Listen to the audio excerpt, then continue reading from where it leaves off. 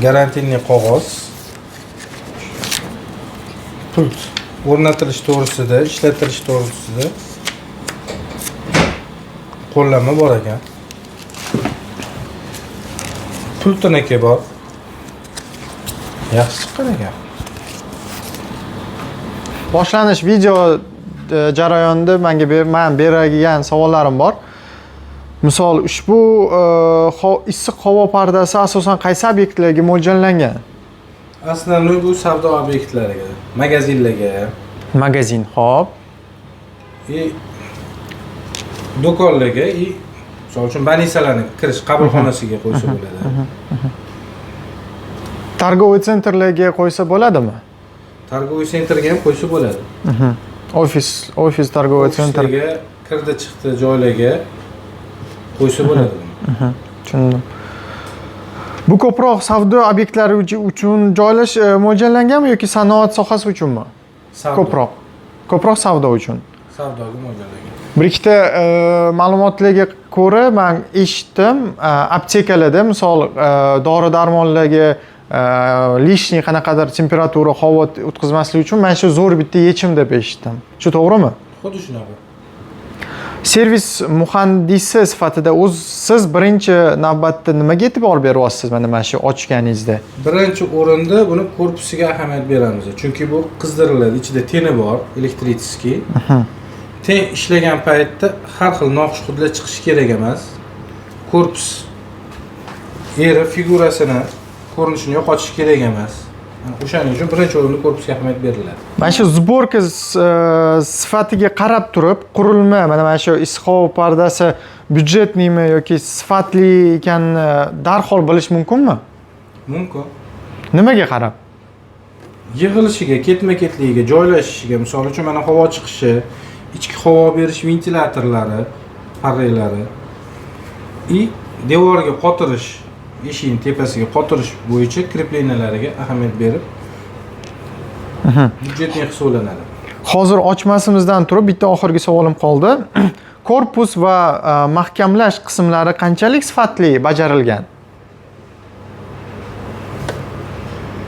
Ball borasida qilinadigan bo'lsa, shu 1 dan 10 gacha bo'ladigan bo'lsa, 10 ball qilsa bo'ladi.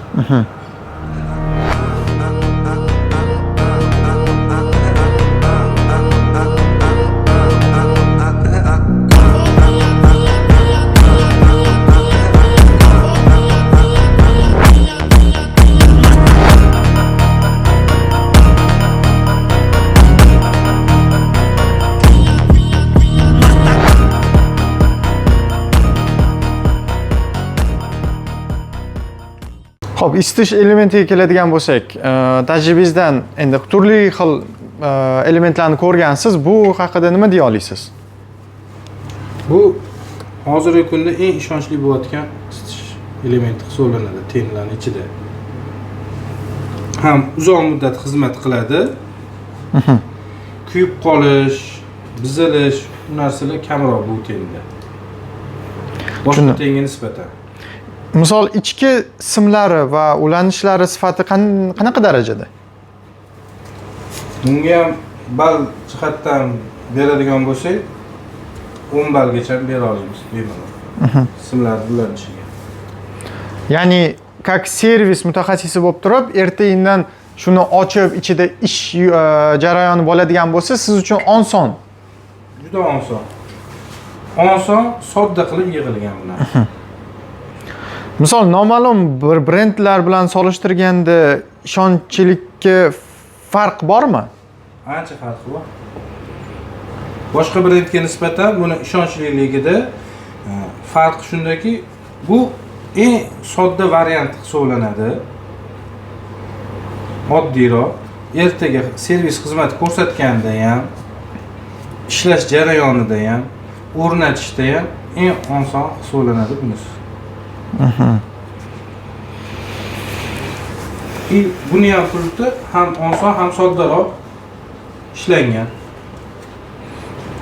Klient ham любой klient bilan bemalol boshqarib, yoqib, o'chirib ishlata oladi. Bu Hoffman brendida 4 ta model kelgan, ikkitadan rangda, 2 xil model. 6 va 9 kilovatli quvvatli modellar real ishlashda nimasi bilan farq qiladi mana shu 6 va 9 kilovat? Realniy mana mijoz ko'zi bilan qarasangiz. Faqat razmeri основной 9 kilovatlining razmeri katta, doполнительный yana bitta ten ventilyator qo'shilgan. O'shaning hisobiga u 9 kilovat hisoblanadi. Ya'ni faqat o'sha eshik kattaroq bo'lsa, kengroq bo'lsa. Kengroq eshiklarga, ana korzinkalarning eshigi bor, avtomatik ochilib yopiladigan, ana o'shanaqa eshiklarga mo'ljallangan. Kattasi 9 kilovatligi. Bu bir qavatli eshiklarga mo'ljallangan hisoblanadi 6 kilovatli. Kamroq quvvatli modelni tanlab tejash mumkinmi? Yo'q. Agar ortiqcha quvvatli issiqlik pardasi tanlansa, qanday oqibatli bo'ladi? Ortiqcha bo'ladigan bo'lsa, o'zi normatividan kattarog'ini qo'yiladigan bo'lsa, birinchi o'rinda energiya rasxodi oshib ketib qoladi. Lekin qanaqadir bir ziyoni yo'q. Ziyoni yo'q, faqat o'sha elektr. Hozirgi kunda bizda global muammo shu. Nima uchun quvvatni eshik o'lchamiga qarab tanlash muhim? Ya'ni xonaga o'lchamiga emas-da, imенно eshik. Eshikning razmeri qancha katta bo'lsa, eshik ochilib yopilganda havo kirish, chiqishi shunchalik kattaroq bo'ladi. Buni havo aylanishining kubaturasiga hisoblanadi. O'shaning hisobiga kattaroq eshikka kattaroq qo'ygan ma'qul. Xo'p, boshqaruv va servis tomonlama beriladigan bir ikkita savollar bor. Nima sababdan bu modellar mexanik boshqaruv bilan jihozlangan? Mexanika bilan jihozlangani sababi klientlarga, mijozlarga qulaylik. Sensorga nisbatan. Buzilib qolish baribir kamroq, yoqib o'chirish soddaroq. Misol uchun hozir hamma narsa sensor bo'lib ketib, ko'pchilik baribir unaqa 100% tushunmaydi. Yana bitta pluslardan men o'ylaymanki, narx-navosi shunga qarab klient ko'tara hamma yonbop. Bu ham juda katta rol o'ynaydi narx-navosida. Ya'ni hamma taraflama afzal bo'lgani uchun. Ushbu issiqlik pardalariga texnik xizmat ko'rsatish qanchalik qulay? Umumiy olib qaraganda. O'rnatish, qanaqadir servis xizmat ko'rsatish unaqa qiyin emas. Misol uchun oddiy qilib tushuntirganda, sodda tilida klientni o'zi bitta yoki samarangiz bilan ham o'rnatsa bo'ladi bu narsani. Unaqa qiyinchilik tug'dirmaydi klientga, mijozga. Servis ko'rsatganda ham unaqa katta kuch talab qilinmaydi. Oddiy va sodda, oson yechilish korpusi, mana panel. Boshqa firmalar brendlarnikida, ko'p brendlarnikida buni ichki mexanizmini ko'rish uchun korpusi polniy sochishga to'g'ri keladi. Bir necha yildan keyin ham ularni ta'mirlash imkoniyati bormi? Albatta. Xo'p, yakuniy xulosalarga kelamiz. Bu issiq havo pardalari kimlarga tavsiya qilgan bo'lardingiz? Shu основной magazinlar, savdo ofislarning o'zi, oshxonalarga ham qo'ysa bo'ladi, o'zimizdan obishni uylarga. Misol uchun hozirgi kunda oilalar juda katta oshxonalar qilishyapti, eshigiga 2 qavatli qilishyapti. Shunaqa joylarga qo'ysa bo'ladi. Qaysi vaziyatlarga, xonadon obyektlarga ushbu modellar mos kela olmaydi?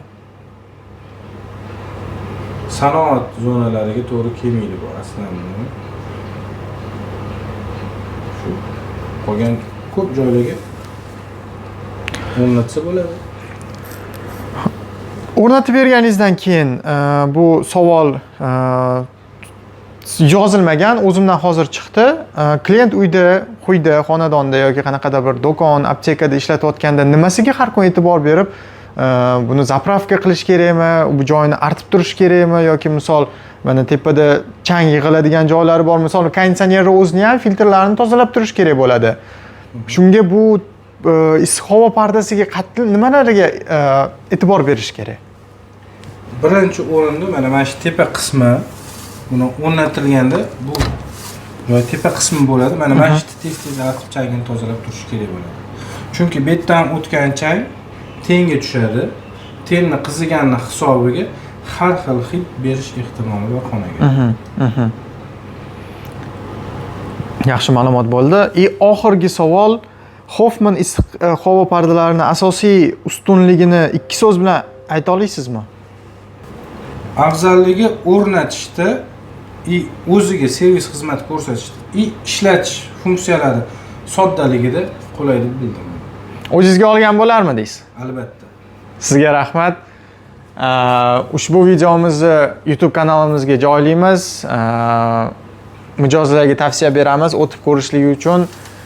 Juda menga yoqdi o'zimga ham, o'zimda ham uyimda, xonadonimda xuddi shunaqa muammo.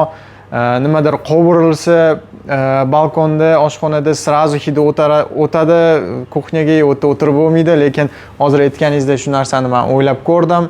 Xudo xohlasa, Hoffman kompaniyasini novinkasi hammaga to'g'ri keladi deb o'ylayman. Sizga kattakon rahmat. Salomat bo'linglar.